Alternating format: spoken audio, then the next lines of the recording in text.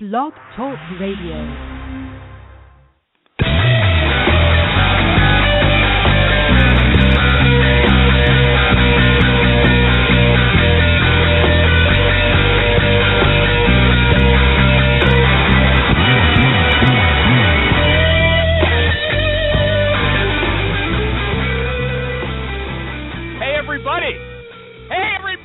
Recruiting Animal here on June 3rd.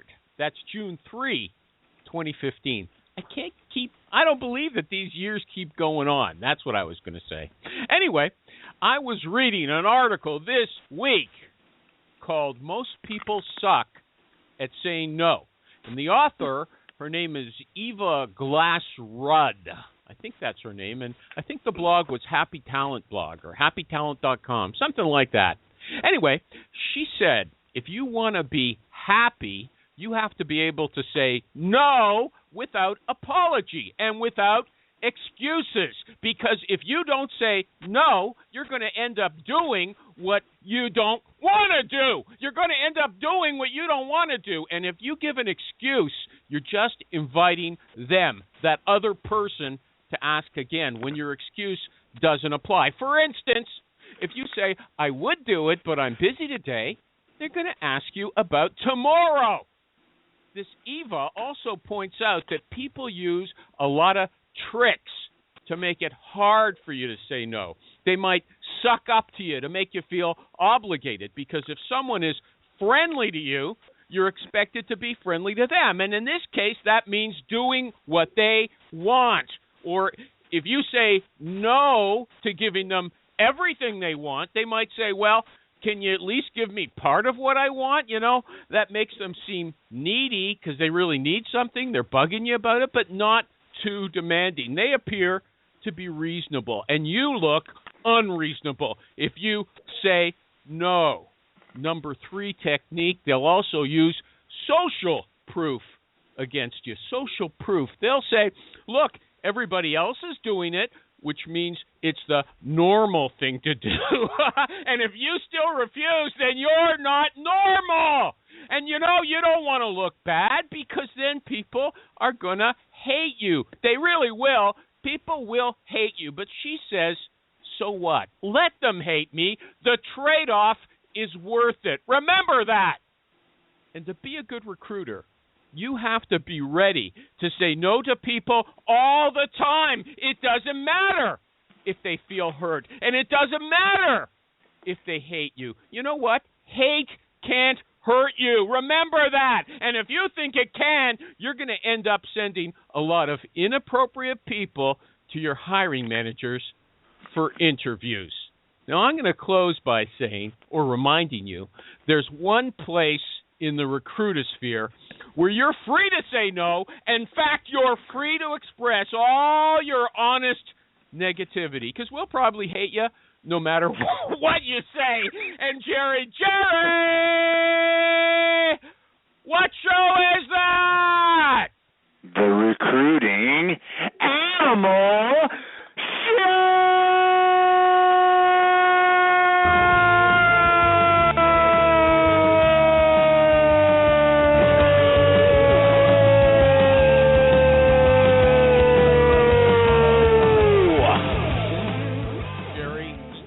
Didn't excite me today, okay? Just so you know. I thought it was a great shout out. Thank you, Maureen. I've got a lot on my mind, dude. To be spot on every Wednesday at 12:03 and a half. My come on. Lesser man could not pull it off. That's all I'm telling you. Okay. Anything else? Plenty of lesser men. Before we get started. What? Anything else you have to say before we get started? Nope, I got nothing. Okay. Our guest is here. I checked before the show. His name is Daniel Chait. Daniel Chait, come on down. Hey, how's it going? Great. Glad you're here. Okay, Thank I can you. hear you now. But you know what? I think you turned down your mic when you're in the green room because you don't want us to hear you when you sing. But you are going to sing, okay? And we're going to sing now and get it over with. And then you can talk like you usually do throughout the rest of the show. Are you ready? What was that whole business about saying no and everything? I cannot hear you again. Or maybe I just have to turn up my mic. Okay, go ahead. Okay, Maureen, are you? Go ahead. What are you going to say? What are you saying? I'm ready. I said, go ahead. Let's do it. Okay, it's "Love Me Like You Do" by Ellie Goulding. I'm going to count to 3, and we're going to start. Okay, 1, 2, 3. Love me like you do. La la, love me like you do. Yeah, love me like you do. Love me like you do. Yeah, touch me like you do. Come on, Daniel. Love me like you do. Love me like you do. What are you waiting for? Touch me like you do. Yeah, should we do it one more time? Love me like you do. Love me like you do. La la, love me like you do. Yeah, love me like you do. La la, love me like you do. Love me touch me like you do. Touch me like you do. What do you do? Okay, thank you, Daniel. Guys, that was beautiful. I don't know what I was worried about.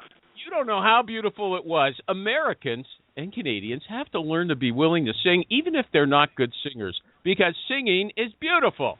Okay? That's right. And this guy's got young kids. You don't want to shame them, okay? You want them to be real people. Good. Thank you, Maureen. I can always count on you. Okay, look. What do you do, Daniel? Oh, don't tell me, because I'm gonna read the introduction. I know what you do, and I just want you to say yes or no, and correct me if I'm wrong. Is that okay? Deal. Okay. You are the CEO. Your name is Daniel Chait. Do you call yourself Danny or Dan or Dambo, or what do you call yourself? Usually Daniel, but Dambo works. Never heard that before. Me neither. Okay. You're the CEO of Greenhouse Recruiting Software. Your name is spelled C-H-I-T. Your brother, Wrong. I was telling Jerry, it's what? C-H-A-I-T. C-H-A-I-T. Your brother's a famous liberal journalist. Jerry's a very right-wing person. Okay, I wanted to say that. Anyway, and he told me. Can I clarify something? What? I'm a staunch libertarian. Okay, sorry. There's a difference, dude. Yeah. Okay. Sorry. Can I clarify something? Yeah. I'm an idiot about politics. There's a reason my brother does what he does, and I do what I do. Okay. Let's leave your brother out of it. I couldn't resist. Okay. On Twitter, you're D-H Chait. That's D-H-C-H. A-I-T, I got it right, and your company site is greenhouse.com. You are a guy who agrees with our contention on this show that hiring managers are the stupidest people in the world, and they need someone to hold their hand through every step of the recruiting process. So Greenhouse, as far as I understand it, is an applicant tracking system that isn't just a place to store data. It spoons-feed people every step of the way, teaching them how to recruit. Is that right? Yeah, you got the headline right. It's also, by the way, it's greenhouse.io, not greenhouse.com. But yeah, I mean, basically... What? Details matter. I know. So, okay. Look. That changes everything right there. I'm thinking greenhouse.com. That's a cool web address. Tell you what, Greenhouse.io. No. Tell you what, if you want to go shell out for the domain name to the guy and hand it off to me, I'd be more than grateful. Okay, listen, talk into your phone. Just remember that. Okay, we're going to get really into the show now. Now, you told Jeremy Roberts. You told Jeremy Roberts, our good friend at SourceCon, that being good at hiring isn't a secret. Hundreds of books, newsletters, and articles explain the same best practices over and over again. All you have to do, you say, is read Lou Adler, John Sullivan, ERE, Fistful of Talent, and you know what recruiting is all about. So since our audience here is all recruiters, everything you tell us, we should already know. Is that right? Yeah, I mean, I think, there's a real issue here. We always try to say that we're not trying to reinvent the wheel. We're just trying to implement the wheel. This stuff like write down your questions ahead of time and ask them to your candidates, and write down their answers. That's a basic thing that most companies literally don't have in place. And so, yeah, I think that by and large, what needs to happen in recruiting in order to help companies get better is just make it easier for people to kind of systematize things and less up to these individual you know what? managers Look, to look, like look, make I like it. No, make it on up this as they show, go. he's just, hold on a second. Danny is just regurgitating what he says everywhere. You're not supposed to do that here. That's why we get you to sing, so you talk like a real person instead of a machine, okay? So he's not supposed to tell you what he knows about his product and his service? He's supposed to now make stuff up he's never even thought of before? That's unfair. He's not addressing the question, okay? I said recruiting has been discovered already. It's not anything new, okay? Everybody should know it. That's really what he's saying. He's not talking about recruiting. This is the interviewing process. Am I right? Yeah, I mean, it's interviewing, it's sourcing, but yeah, I mean, it's the whole thing. And basically, like you say, everybody tries to make it up every time on their own and kind of leave it up to these hiring Do they managers. really? Or is that just kind of your mantra, even though most companies really do have a sound interviewing process in place?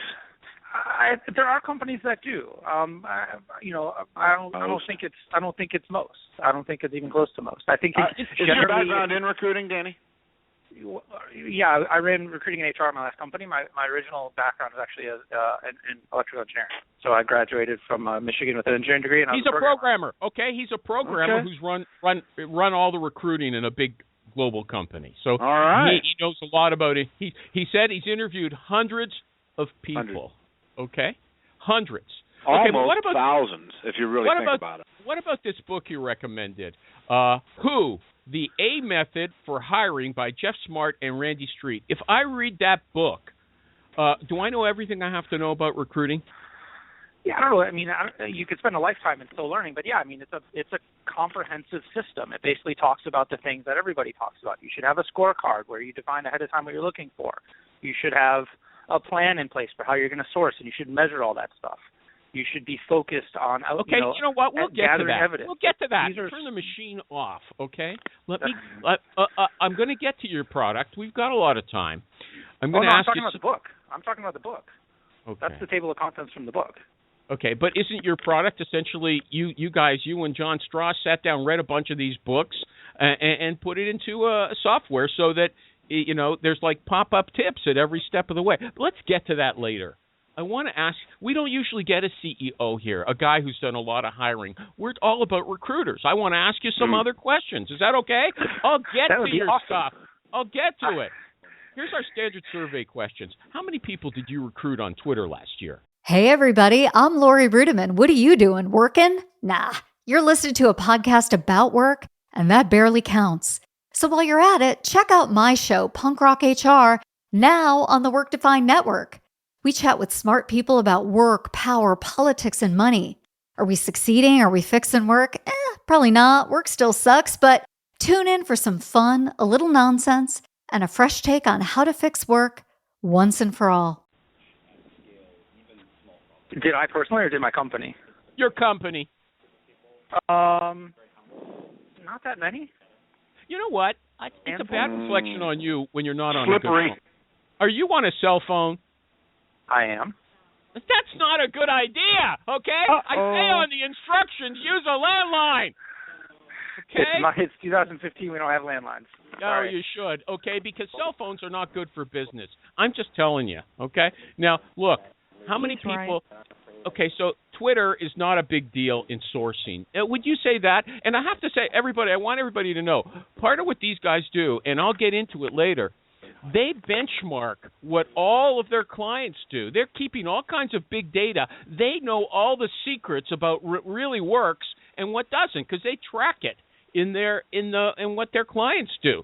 So this guy's, he's a magician. I want to ask him what he does because he knows what works. Okay. So Twitter, you're not telling your recruiters, you guys get on Twitter because that's not something you've been told works really well. Is that what you're telling us? Yeah, there's a small number of tweets that really engage people, but generally when you post, hey, we're hiring, hey, we're hiring, hey, we're hiring every day, it turns people off. Nobody wants to hear that. Okay. How many did you recruit from Facebook? Probably none. Pinterest? 0. Okay. What about, maybe here, what about GitHub? I think probably a couple. Just a couple? It's not a major source. Last year we grew from like 10 people to 50. So yeah. it was a ton of inside referrals. I mean, it depends very much on the stage you're at. And so for us, like in that stage, tons of it was referrals. Okay. Right? Okay. So let's forget about like even Stack Overflow, Entelo. We shouldn't talk about those for you. Okay. Have you ever had to fire somebody? Yes. Well, why? I mean, you're the recruiting expert. What did you do wrong? Lots of things. I mean, at the end of the day, there's no such thing. End of the day, it's an animal bad word. Oh, that's right. Shit, I forgot. You had your marketing person read my website. You didn't read it yourself. No, I did read it. We had a whole thing about end of the day on mine. Sorry. But look, it is about taking a chance on someone, and the only guaranteed way of knowing if you made the right hire is to work with the person throughout their career and see how they do. But of course, you can't do that with every candidate. So you have to take, a guess. And the question is, how can you make the best educated guess you can to make the best likelihood of a good hire? We're going to get to your recommendation. You're very big on behavioral questioning and reference checking, and yet they don't always work. Is that what you're telling us? Nothing always works. Well, Absolutely. What percentage of the time, if you follow this method that everybody knows for recruiting, what percentage of the time should you be hiring someone who's right for the job that you don't have to fire? I think if you're having less than 90% of people where you think you made a good hire, you've got a problem. Really? Absolutely. Okay. Okay. Mm-hmm. What about? Okay. So, according to you, recruiting right now is generally based on what you call folklore, right? That's right. Yeah, okay. But as I said, you guys collect what you claim to be a lot of high-quality data, and it's generating insight into what works and what doesn't. And some of the questions you said you address really puzzled me. You said, for instance, the big data can show you which interview questions you should ask. How does that work? So let's imagine you have two hiring pipelines set up, and you look at the performance of which goes through which candidates go through each of those two hiring pipelines. You can easily tell based on pass rates and based on ultimately which of the candidates that you hired succeeded or didn't, how well factored, how accurate, how valid your interview questions are. I think. Yeah, but but they're a group. They're a set of questions. Not interview, not individual questions, are they? How do you measure the individual questions? Well, look, there's no magic bullet. It's not like an oracle. I mean, I think people have a misconception that big data is like a magician. You can just like throw questions at the wall and then it'll always give you the magic answer. You gave me that idea. I got it from you. Mm-hmm. No, I mean. You can, you set up experiments. You test, like I say, if you want to vary the question and see the response, you vary the question and see the response. If you want to vary I had a conversation. I'm going to quote you and I'll move on, just so people know I'm not wrong. Okay, you said which interview questions should I ask? How will it affect my hire if I add another interview? What about how do you know to go about that? If you add another interview, so then you can test what? So I had a conversation with the CEO this week, and he said to me, I wasn't getting the throughput in my pipeline that I needed. So what did we do? Put an A/B test in where we created the same opening but had a radically different set of interview questions. So instead of 7 steps to go through it, it was 3 steps to go through it. And instead of behavioral, it was whiteboards, etc. And then measure the results of that experiment. And yeah, absolutely, they found that there were certain questions they were asking that had absolutely no bearing on the outcome. They made more hires. The hires were of higher quality, and they did it quicker. So people can kind of accrete like layer upon layer upon layer of crust in their interview process. Because every time they have a thought, they throw it in as another question. And every once in a while you should test pulling some of that out and see if it hurts you. If it does, don't do it. This same thing with adding another interview. So if you're interviewing twice or giving to people 3 interviews and you add a 4th, that's going to show up. You'll be able to tell if you're getting better results with 4 interviews than 3? Yeah, you'll see. Are we collecting more data or less? Are we taking substantially longer to get people through the pipeline? Are good candidates turned off? Like you can look at in relation to why candidates don't make it through. Is it because they quit our process and took another job before we even finished? Okay. Or did we turn people away because of culture fit or a particular skill that we uncovered? Okay, I'm losing you. I don't know what you're talking about now. Anybody else got any questions for Dan before Sure, I I've move got on? a question. When you Go guys ahead, began this conversation, Alejandro's in New York. Just so you know, he's one of yours. Okay. Yeah, I'm in New York. So when you started the conversation, you said that you're seeking to eliminate recruiting folklore, or the elements of recruiting folklore. I'd like a definition there. What are we talking about when we say recruiting folklore? How are you going about that? So let's take one aspect of recruiting, which is sourcing. Where do you get your candidates? If you ask most companies, like, how do you guys find candidates? What you'll hear is a mix of basically the habits of the people they've hired. So you hire somebody who's like a LinkedIn jockey and they sit on LinkedIn all day. You hire somebody else that, posts a bunch of ads on different job boards. Hire somebody else that goes to meetups and tries to network with people. There's your recruiting strategy. It's not based on any kind of master plan, any kind of evidence, any kind of measurements. It's based on folklore. It's based on, I did this at my last job. And so that's really the type of thinking that we're looking to help people get past. That's what I mean by folklore. Does that make sense? It does, thanks. Is that what you've seen? Yeah, that's how we do it. Yeah. I mean, you get a lot of that. I think that it depends on the organization. Absolutely. Critical. How effective are job boards, since you mentioned them? Do you have stats on that? Yeah, I mean, there's two kind of main ways of job board will work. There's the kind of general purpose kind of volume-based job boards, your Indeeds and those guys. And then there's the, highly targeted niche sites, your Stack Overflows, as you mentioned, or Dribbble. And they're very different. So depending on what you're looking for, if you're looking for a designer or a developer, I would say absolutely go to those niche sites. If you just want some candidate flow because, hey, you're hiring an office manager, throw something up on, Simply Hired and, you get your candidate flow. It works really well. I think where you mix the two is where you really have an issue. If you're just advertising on Indeed for, JavaScript programmer, good luck, Okay, hey, Animal. I have accepted the responsibility of being Jeff Newman's question asker since he's in a position now where he can't ask questions or what have you. I think it's going to end up being a bit overwhelming for me, so I'm just going to ask two questions, but then I'm out. I'm done. I'm resigning as his interpreter. Question number one, why doesn't Greenhouse allow you to customize reports or pay for an add-on? And then secondly, past performance equals present performance. Why wouldn't you repeat what works? I'm done now, Newman. Alejandro is now your interpreter. Later. Oh, thanks. On question number one, I feel like you might be operating on outdated information. We do have a customized reporting add-in called Greenhouse Analytics. Great. It's based on Amazon Redshift and Tableau and lets you build and customize your own reports as historical data, etc. I don't understand the second question. It's past performance. I believe he's talking about folklore. Yep. If your folklore works for you, what's the problem? Why wouldn't you just repeat that? Right. Okay. So the issues are, I'd say, maybe twofold.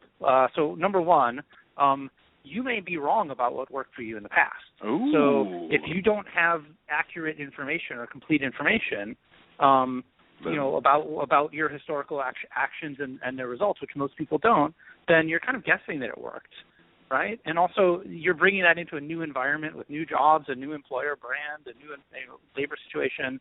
So it may not continue to work in any event. That's kind of point number one, is the things that maybe you think used to work maybe aren't so effective after all. Point number two is you don't know what you weren't doing to begin with, right? So just because you were focused on that one technique and got some results, you may have kind of found something that worked, but you could have been doing stuff that's way better. Maybe you should have been running a referral program. Maybe you should have been doing campus recruiting. And without stepping back and looking at a holistic kind of overview, you're just basically following your habits. And so I think, yeah, you should always be thoughtful about the overall mix and not just keep doing the same thing over and over again. So it's fair to say that you're an advocate of measure everything. I think so, yeah. I mean, absolutely. If you look at the way people advertise their products and try to get customers, they're incredibly systematic about how they measure, incredibly systematic about how they approach where they're going to advertise and how they're going to get interest. You look at the way people buy job ads, it's like Mad Men days. It's like the 50s. You go and buy a six-figure job ad, spend somewhere, and then maybe later down the road in a year you might or might not get some candidates. It's crazy. You go buy Google keywords to sell your product, you bid on them down to the penny, and you measure it and update it in real time. So it's night and day, and I think ultimately that's where all of recruiting should be headed. What about people who don't have, like your kind of software, it's for corporations. It's not for third-party recruiters. Am I right about that? That's right. Okay. So what about a third-party recruiter? Can they do the same kind of measurement that you're doing without the technology? I think it's hard without technology to do like systematic measurement, but I think they absolutely should be doing the same kinds of things, right? Because they're ultimately trying to create candidate flow as well. So okay. The best way to make first contact. Best way to make first contact with candidates: phone, email, text, if possible. Do you have any stats on that? Any feedback for us? Greatly depends on the candidate, right? It greatly depends on are you going after executives? Are you going after technical people? What labor market you're in? But what I would say generally to that question is there's no silver bullet. There's no one thing that you should do always. Like, yeah, there's lots of stuff you need to do. Candidates take 6, 7, 10 tries sometimes. Persistence pays off.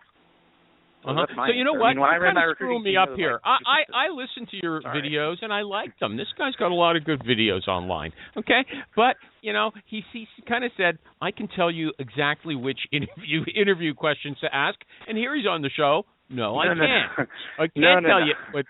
Okay, and now I'm saying, well, what works? Phone calls, email, sex? Well, it depends. I can't tell you that. So I mean, this is big data. It isn't as good as it seems, okay? Listen, if the answer is as simple as, everybody should just send phone calls, well, then you wouldn't need any automation or measurement whatsoever. The exact point, the whole idea here is, you do need to figure out what's working in your situation, and you need to work, and people haven't been able to do that before. Well, give us an example at least of some. You said, okay, it's going to vary. Pick some jobs and tell us what works best for those. So let me give you one example. When I ran recruiting my last company, we used to advertise for a given developer position on both Stack Overflow and a specialized financial site called eFinancial Careers, right? And what you found is you got candidate flow from eFinancial Careers way higher volume than Stack Overflow, right? But what you found is that the people on Stack Overflow were much more technically focused, and when they got to aspects of cultural fit and did they want to work at my type of business, which was a consulting type of business, it was a much better fit. If you go on eFinancial Careers, they wanted to work in banks, by and large. And so that's an example of a direct measurement that you can take and say, great, for us in this context, it makes a lot more sense for us to advertise in a better pool for this audience. But hey, if I was a bank, it'd be the opposite. So when I say it depends, it's not because I'm being mealy-mouthed. It's because it depends. And the whole point is there's no magic bullet. People have been saying for years, hey, recruiting's a hassle. We're going to simplify it to a push button, take it off your plate so you can get back to your real work. I think that's BS. I think recruiting is hard. It's very, very competitive. You have to be very, very good at it. Okay, so let me ask a question. Now I know you can't tell me from statistics anything about this. I just want to know your opinion. The greatest weakness question. Okay, you claim that I've seen you say anyone who has had success has also had a lot of failure. And you give the example of these guys in the garage. You say, believe me, it wasn't so much fun in the garage. They didn't know they were going to be successful, okay? So then if you ask people to tell you when you're interviewing or when you've interviewed in the past or when you advise your recruiters, do you ask people to tell you what their worst failures were, and do you ever, rule them out on the basis of what they tell you? I think it's generally a pretty lazy question. It's not clear to me if I'm asking you that, why, what am I hoping to get out of it? What does a good answer look like? Or what decision would I make based on that answer? So I generally don't think it has a whole lot of value. And I think it makes you look like you haven't really planned for the interview a whole lot. So I don't think it's going to impress great talent, to be honest. So yeah, I don't see a whole lot of utility asking that question. People say it's go ahead, sorry. No, look, if you're looking, so one thing I try to look for is things like resilience or, people that want to actually, find out problems and try to tackle them that weren't necessarily problems they were given to solve. So people that step outside their job and take initiative. And those are great behaviors for lots of different jobs, and there's really good behavioral interviewing that you can do to get at that. But I think asking what's your greatest weakness, it's just kind of silly. Okay, you know what? You gave a very interesting example of your office manager, of somebody who likes to go out and solve other people's problems. She's a problem eater. You said she's transformed your business. A humble office manager whom you just said a few minutes ago, you don't even have to worry which job board you put the order on. You just slash it out there. But you said she's phenomenal, and the way, and you told us on this video how to determine you're talking to a problem solver. First of all, do you think you should be looking for problem solvers for every job? And now tell us how you do it. So I don't think for every job, although I do think that's one area where for most jobs. But there's certainly some jobs where you want people that are going to be satisfied doing the same thing every day, and people that are going to be too antsy or too uncomfortable, continuing to do a repetitive or mundane job. You should be upfront about who you're looking for that's going to like that, because there will be someone who loves that job. There's somebody who wants to sit there and count the beans and file everything away. It's not for everyone. But to your point about, how do you find people that are going to, be problem eaters? Ask behavioral interview. I mean, my question on that is, tell me about a time when you solved a problem that wasn't given to you, and then drill in with skeptical follow-up. Why did you solve that problem? Why did no one else solve the problem? When you had a solution, did you do it or did you ask? How did you ask? What was the outcome of the solution? And the swing between people who have solid answers for that and people who really don't is enormous, and it's been backed up time and again. Absolutely. Mm-hmm. Don't you find, though, that people, or maybe people have to, reach back and pull out examples out of their memory on the spur of the moment? I don't know if that always works. That's my opinion about these behavioral I do think that is a potential shortcoming of behavioral interview, no question. But I think generally, by and large, like the people who have a flood of those type of stories that are really impressive, they stand right out, right? Uh-huh. So in this case of my office manager that you asked about, I asked this question. I basically sat back for half an hour while she told me story after story of saving companies from bankruptcy, bringing a building up to fire code, stepping in the way of a lawsuit. These aren't like little things that your office manager files the paper clips away, right? And since she's been here, she does that same type of stuff, all the time. She's added to our company culture. She's got fire equipment installed in our office. I mean, it's just the ways that people like that contribute is just motivated by a whole different set of things, and they really want, they're restless if they're not doing all they can.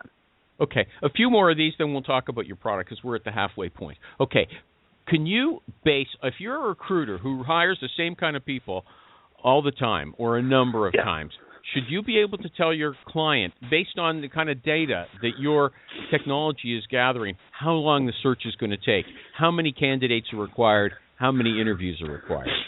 Yeah, I think the more you're hiring the same type of person over and over again in the same market, the better your quality of that information should be. So absolutely, after you've done, dozens of searches for, a SQL, administrator in Manhattan, you should have really good numbers on that. Here's how many candidates it takes to get from the top of my funnel to the bottom. Here's how the pass rates are at each stage. Now, look, there's always going to be some variation in any funnel. Sales funnel is the same way.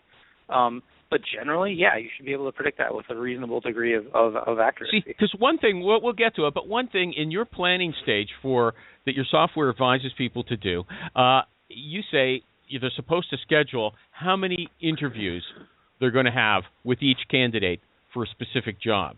How do they determine that in advance? Have you ever wondered what really makes a generation tick? Who gets to pick the name? And why the slang keeps changing? Don't worry, I can help. My name's Dr. Megan Grace. On #GenZ, I share the voices and experiences of Generation Z, how they're different from other generations, what moves them, and why they do what they do. In each episode, we go beyond the buzzwords and the stereotypes to dive into real conversations and the insights that matter to making intergenerational collaboration a reality. You can catch #GenZ on the Work Defined Podcast Network and wherever you listen to podcasts. Well, again, it's a question about how much evidence you have. And so at the very beginning, when you've never made this hire before and you haven't had any candidates come through, you have to make a guess.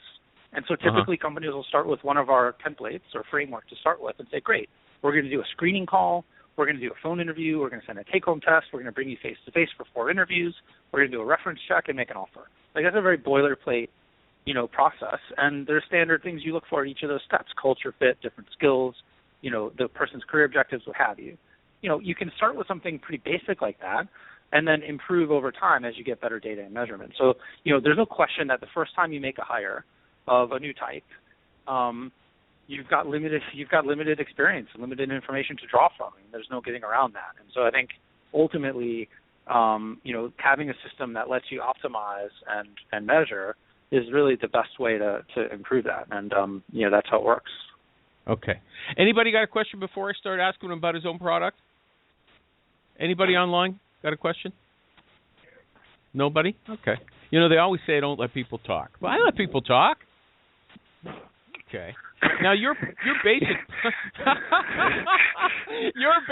premise is that companies stink at hiring. You're actually going out and telling people you are dumb. You guys are so stupid. You need me to guide you every step of the way. And that's what my software is going to do. I'm going to be your parent. And I'm going to guide you through the process, okay? And if you're applying to be my head of marketing, you're not getting the job. I'll tell you okay, right actually, I would do a very good job. I know tons about you, more than I know about most people, okay? Now, fair enough. How do companies usually interview?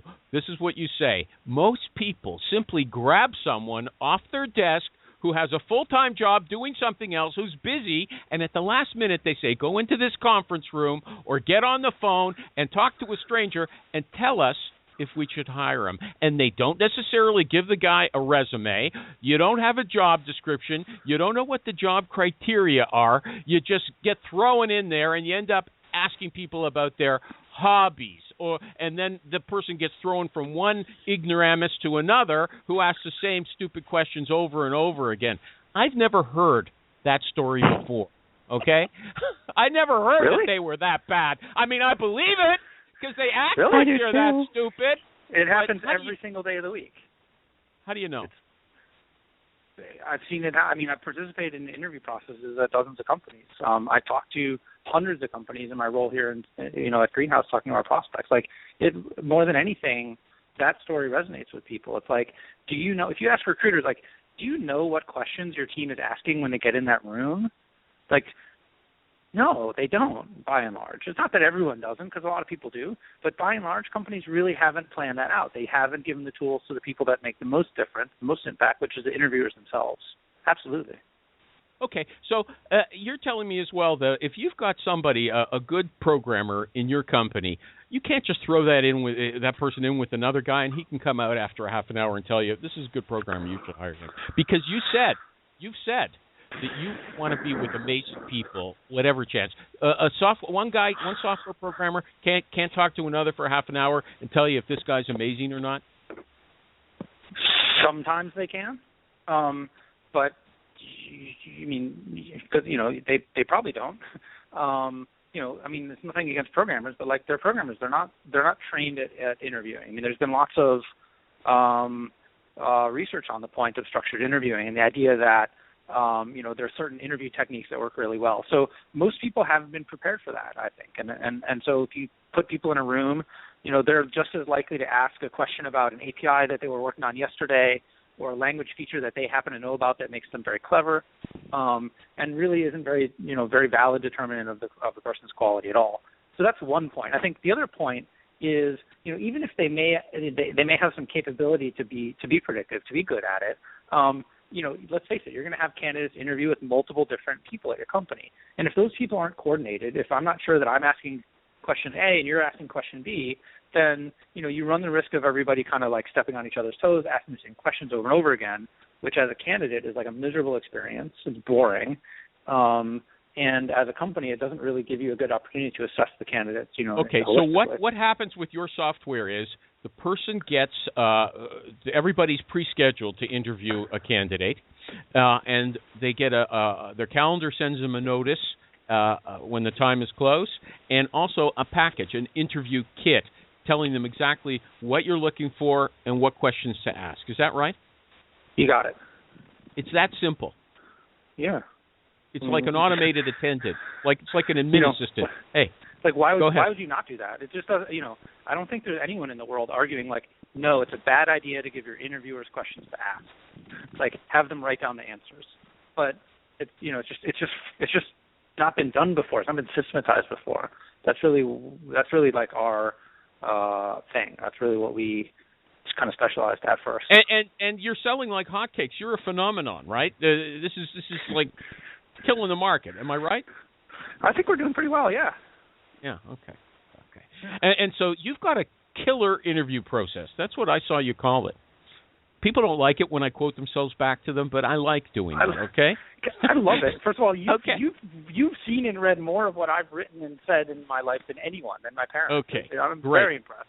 Okay. And anyway, so there's 3 different categories of things that you have to cover in an interview. First of all, skills, then personality, then qualifications, and other details. Okay. So the skills. You say the only way to test skills is by, or determine skills is by testing. So you're always thinking in terms of IT programmers. You say they have to program during the interview. But what if it's not a programmer? What are you going to have somebody count on a calculator, or what are you going to do? No, it's not limited at all to programmers. So let me give you a couple examples. If you're hiring a salesperson, what are the things a salesperson needs to do? Well, in my company, a salesperson needs to be able to deliver a cold call. You know how I test that? Have them give a cold call. So we sit there across the table, like ring, ring, ring, hello. And of course, you prep them a little bit for what you're looking for, and set them up with the right context. But at the end of the day, you're either going to freeze up in the moment, or you're going to deliver a good cold call, right? I hire a finance person. They need to build Excel models. Guess what I'm going to have you do during the interview process, right? We're going to open up a laptop. I'm going to watch you in Excel, and we're going to give you some structure to that. We're going to give you a task to do, but I want to see you do it. Okay. If a third-party recruiter is sending someone into you, should they depend on you doing that part, or should they be testing these people like that in advance?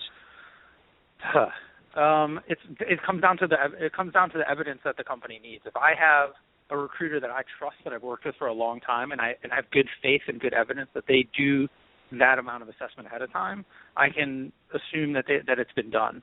Generally, I don't. You can't assume based on. Hold on. You can't assume based on the last job on the resume. No, you're kidding, right? No, I'm not. People, the world is full of mediocre people doing amazing things. There's great people at all kinds of companies, but there's also people that are not great at all kinds of companies. So just the fact that you are a programmer at some amazing tech company, or a salesperson at a great sales company, doesn't mean you're. It's not proof. It's maybe a little bit of evidence, but you certainly better back that up with a check. But you also say, go ahead, finish your point. And what made you successful at your last job may have nothing to do with what's at this job. So we talked about a salesperson earlier. Salesperson is a wildly different job based on the company, based on the sales process, sales methodology. So assuming that they were a successful person at their last company, and therefore they'll be successful at this company, I think is a big mistake. Okay. I could go into that too. There's certain, like these rainmakers, they say don't hire them for a small company. They had a lot of support at a big company, and they might not just strike out, have to do everything themselves. But you also said if you don't have skills in a certain field yourself, you should get an expert to back you up on your interviews of that candidate. Is that right? Yeah. So I was giving a talk at a startup conference. You had a lot of people that were just getting going. They're a 2-person startup, and they're trying to hire an engineer. So that was kind of like the context. It's like, hey, if I don't have any programmers in my founding team, I need to hire a programmer. What do I do? Or you see programmers start a company, they go, I don't have any salespeople. I have no sales experience. How do I hire my first salesperson? So really in the context of bootstrapping a new job, I think, bring in some outside experts. So, you may have it at a larger company where you've gotten to a certain stage and you've never hired, a head of operations or a head of finance or a head of HR. And I think, if you're trying to make those hires in areas where you don't have any capability in-house, you should rely on... Is that you? Who's got the office noise behind them there? Not me. I'm sitting still. Okay. You know what? I think I'm going through two things that are too common. I want you to teach the third-party recruiters listening to the show something they don't know. But here is a question I have to ask. You said personality traits should be half the interview. You want to clarify people's motivations and figure out if they want the job and fit with the company. Half the interview on personality? Yeah, I think if you look at the reasons that people succeed and fail at companies, a ton of it has to do with their motivation, their fit for the environment, their values. It's huge stuff. And by the way, also one of the most poorly done and overlooked at most companies. So they tend to throw technical problems at people in the interview process, but have most companies really got their act together on culture fit, personality type, motivations, expectations, No. So yeah, I think that stuff is super important. Well, tell us how. How to do it? Well, I mean, I think there's two real ways. We talked about behavioral interviewing. That's a great way to get at those motivations and personality traits. I also think. Well, no. How do you get at their? Okay, the personality trait was the problem solving we did. How do you get at their motivations? Yeah. So I mean, I think the other way is really through references. I think people emphasize references as a way to understand your candidate. People think of references as like, at the end of the process, you've already decided to hire the person, and I'm going to call their former boss and hear what a great guy they are. It really help, right? But if you have real questions about somebody's motivations, is this person a job hopper? Are they in it for the money? Are they passionate about the domain? Like, what do they really like, and why do they really want to do the things they do? You can use those background reference checks as a great way to get at some of that. You can talk about, you can take a reference call and you can say, where would this person be in the top 5 of who you've worked with in the past? And when they say, they'd easily be in the top 5, they'd be number 3, they'd be number 2, say, great, what was the difference between that person and number 1, right? Or, hey, when I talked to this person, they said that, they're sometimes easily bored by details. Is that something that you noticed? And you can really get some insight from, people that used to work for them. Obviously, generally, people they give you as a reference name is going to be someone trusted and who's going to say generally good things. But within that range of it's a good recommendation, there's a lot of room there, there's a lot of real estate to learn a lot about the person. So between behavioral interviews and background reference checks, you can really get a pretty good picture of what the person's about, why they're interested in your job, and what they'll be like to work with. How long does your reference check take? 2 or 3 calls. I mean, it depends on scheduling. It can take a few days. Oh, no, but I mean one call to a reference check. Half an hour, 20 minutes? No, 15, 20 minutes. You got to respect people's time. Okay. You said you kind of set it up like this. You tell the candidate, when I call your references, what are they going to tell me about your strengths and weaknesses? So you get them to confess ahead of time. Is that a general rule with you? I wouldn't say it's a general rule, but I think it's a good idea. Okay. Yeah. And then when you get on the phone, you say, Bob is a great guy. He told me, did you experience, and XYZ, whatever he told you, did you experience that, right? Is that exactly your format? Because you didn't tell that now. It's close. Okay. I don't think it's a good idea to go on the radio and give the whole script away. But yeah, that's Why not? Are you calling other than listed references as well? I'm trying to say, I'm learning how to say no. A wise man told me that about an hour ago. Yeah. Okay. So come on, I'm asking you stuff that you've already said all over the internet. Alex has a question for you. Go ahead. Are you calling other than listed references? Are you digging a little deeper than just the people they're giving you? Yeah, for senior people, definitely. Not as a general rule, but I think for senior people, definitely. Okay. Background references. Yeah. Okay. So let's go to the other part. So we didn't talk about planning the sourcing. I wanted to focus on the killer interview process. But then the final process is also very important. It's usually done in a very sloppy way, the selection process. Right? I'm right about that, right? Agreed. Okay. So you want to chat about it a bit? I would love to. That'd be great. I mean, one kind of interesting point about this is, I don't know if you've seen, Cass Sunstein has a book out now called Wiser, which is about how groups make decisions. And as I was reading that book, it's basically saying the same things that we've been saying at Greenhouse, which is like, when you get a group of people in the room and ask them to make a decision together, if you're not careful, there's a lot of really major ways that those conversations can go completely off the rails. So people tend to look at the opinions of others and overweight their confidence as opposed to their own opinion, right? And so you get these kind of information cascades where the first person who speaks, their view is overweighted. You get status cascades where the most important person in the room, people want to know what the boss thinks before they open their mouth, and then they all say, yes, sir. Not to mention the very basics of people generally don't remember all the candidates they met with. They don't remember what they asked them. They don't remember what the answers were, what they thought about them. Those views can change over time. So yeah, I think the kind of post-interview huddle where you get everyone around a table and chat about the candidates is riddled with errors, and if you're not careful about it, is a major source of hiring mistakes. Okay, so what you have to do during the interview then is give everybody the exact same questions to ask. Is that what you? Totally. Okay, so yeah, and they score them on a scale of 1 to 10 or something like that. How do they score them? Yeah, I'm not a big guy on numbers, because the next thing everybody wants to do is take an average of those numbers and hire the one at the top of the list, which I think is silly. So we really just ask you to evaluate them as did they clear the bar or not. Okay. And by collecting the same data from lots of different interviews across lots of different candidates, you actually get a pretty fine-grained view of the people, even with just a kind of thumbs up, thumbs down. Yeah, so you get these 5 people who have interviewed this person, and they can look at their reports and then make the decision objectively. Is that what you're saying? Yeah, I mean, there's always going to be subjectivity here, but I think the real issue is when you get together to discuss a candidate at the end of the process, there's sort of 3 questions you really want to have answered. Number 1, of course, where's the candidate strongest and weakest? Everyone's different, and you're never going to have, you might have that like purple squirrel or whatever they talk about where they're perfect at everything, but generally you have trade-offs to make.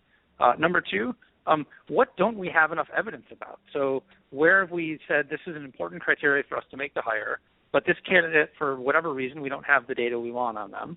And then number 3, where does the team disagree about this candidate? Where has someone said they're really strong on leadership and another one said they're really weak? And I would say if you're going to get together and spend your time talking about candidates, focusing on those 3 questions is a really important way to avoid mistakes and make smart decisions. Okay, and if you're a third-party recruiter, and now I you've scared me. I just never realized it was this bad. Okay, I mean, I know they do dumb things. You find them the one person in the country who can do the job. They say, oh, we have to get 3 people to meet him, and we can't get them all in town on the same day. He's only here one day. He lives on the other side of the country. Too bad. Okay, so they're foolish. I understand that, but this foolish, you've made them seem like they're all on acid or something. What are we supposed to do as people outside the company? How do we apply this discipline? Should a third-party recruiter say, look, Miss Hiring Manager, I just want to make sure things run smoothly on the inside. I'm gonna, can we work on a list of questions? Or usually you imagine they know what they're talking about, maybe even better than you. So what would you do now? Now that you know, what would you do if you were on the outside? Yeah, and no, I've been there. My last company, we used to, we had a very rigorous selection process. We would hire, people that were fantastic, and then we would put them on client projects, and the clients would insist on re-interviewing them before they went on the project. And what we learned very quickly was the clients were completely random. They would have absolutely crazy objections to some of the best people we ever hired, and they would fall totally in love with people that that weren't necessarily the best for their roles, and it was based on complete nonsense. It was based on the fact that the guy was confident, had a good handshake, or happened to have one particular library, API thing on his resume or what have you. You just didn't know. So I've been in that position. I think, you hit the nail on the head. Actually, is you should have an understanding and agreement with your customer as an outside recruiter about what exactly are you going to put the people through before I get to see them. And I want to know what the product is that you're sending me. What analysis have you done on them? What questions have you actually asked them? And only then can I actually have some basis for understanding why you think this guy's good or that guy's bad. So yeah, definitely you should have that agreement. The other thing to note, though, keep in mind, is staffing agencies or outside recruiters, they play a role at the top of the funnel down through a couple of steps in, but they're not your whole recruiting process as a company. So when an agency sends you people, you're not just going to give them a job offer sight unseen. You have to do your own homework as a company. It's just how the system has to work. And so, you need to do enough homework as an outside agency that you're not wasting my time. I want you to send me good, reasonably qualified leads that I can then do my interviews on and have a reasonable chance of hiring. But what I don't want, is you're going to bring the person up, and they're ready for me to just give an offer to and have them start. Obviously I have to do my own homework. And the person has to meet with me and get sold on my company anyway. So there's kind of no skipping that process. Yeah, but the whole point here is that you say these guys, you gave a good example. He ran a global consulting firm or something like that. Yeah. So you were sending out consultants, and your clients were as dumb as anybody else, and they didn't know how to screen the candidates. So that was a really good description. So we're doing the same thing. I don't know. Okay. Anybody got a comment on that, Alejandro? To discipline? I think that he's right that you have to get a sense of what questions they're going to ask. Otherwise, you're not going to be able to, tailor your approach. You do it? I do. It depends on the search too. I mean, if I'm going through a VMS and it's just something quick and dirty where you got to get a candidate in front of somebody, not as much. If you're doing more thoughtful retained stuff, you better know what you're talking about. Mm-hmm. Okay. Last question. Or Mike Cox, did you want to say something? No, it provides more control. When I was on the outside third party, it just helps to know what people are going to ask about and what you need to make sure that your candidate is prepared to answer. And then on the inside, you need to prep your hiring managers, because they're not, they do what they do. They're not professionals in interviewing, so they need to be prepared to. Okay, so you're a director of recruiting inside a 500-person company. Is it as bad as Daniel suggests, or is he just scaring us in the market to buy his product? It is pretty bad because again, it's like hiring managers knocking out a candidate because they have a horrible resume. Well, they're not being hired to write resumes for us, so stop looking at that. But exactly. At the same time, hiring manager or a sales manager is hired to drive revenues and acquire new accounts and develop his or her sales executives, not really to interview. So we have to work with them and build up their skills in interviewing and reviewing resumes and digging deeper in the right areas. John Strauss, Daniel's partner, said that sometimes you can have great recruiters on the inside of a company, but you've got blockheads that they have to work with. Like I think he used the example of an arrogant CTO, Chief Technical Officer, who thinks he knows everything. And so what they have to do is use this software for a while, get the data, and show them where they're screwing up based on the data. And they can use the data to create a revolution in the company. Is that right, Daniel?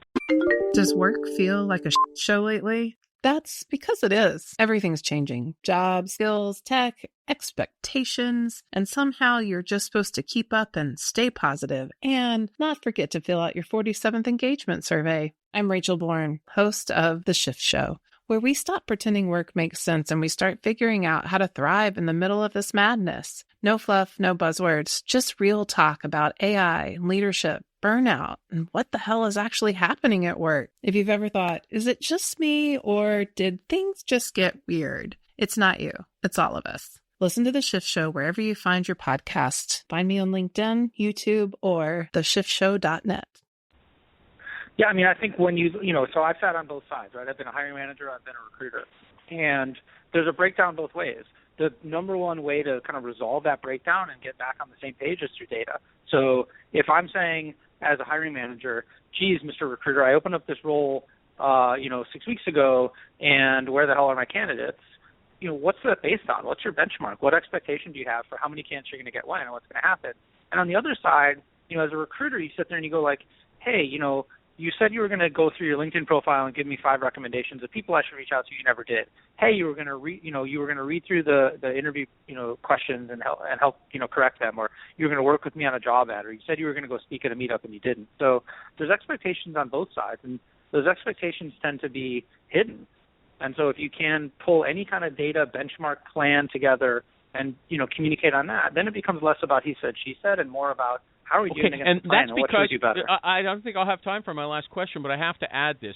You guys share the data of your different clients with the whole community. So everybody gets to find out what works best and what doesn't work across the customer base. Is that right? So we provide an aggregated and anonymized data. I want to be very, very clear about that. Your interview notes are not going to go to the guy next door. But overall percentages, so for example, you send out a survey to your candidates. You ask them questions about how was it a good interview process? Were you treated courteously? Did they ask hard questions? We share those as benchmarks across companies so that you not only have questions about how did we do in the past and what are we strong and weak on, but how do we compare to our competition and what could we be doing better? So, yeah, I do think that, looking at broader data than just your own company is useful, and we try to do that. No, I thought it was very powerful if it's done. Now, the final question I was going to ask was, you said that hiring a recruiter, if you don't have one in your company, It's a super asset. You get better people, and it takes a real load off of the senior executives. So, I know you're a big fan of Lou Adler and Josh Bersin. I was going to ask you, some questions from Lou Adler's recruiting scorecard, but I just don't have time to do that. Is there anything we didn't ask you that you might give a tip to third-party recruiters? No, I think you really got at the heart of it, which is really around, using data, being thoughtful about questions. I mean, like I said, you did more homework about me than anyone. I was really impressed. Doesn't mean I presented it well. Just like you said, doesn't mean I presented it well. Okay. Well, I don't call people blockheads. I'll give you that. Okay, but it's essentially what you say. I mean, really, I told you it's a horror story the way you guys describe it. And here you got Mike Cox, who's a calm, kind of reasonable person, backing you up. I was shocked.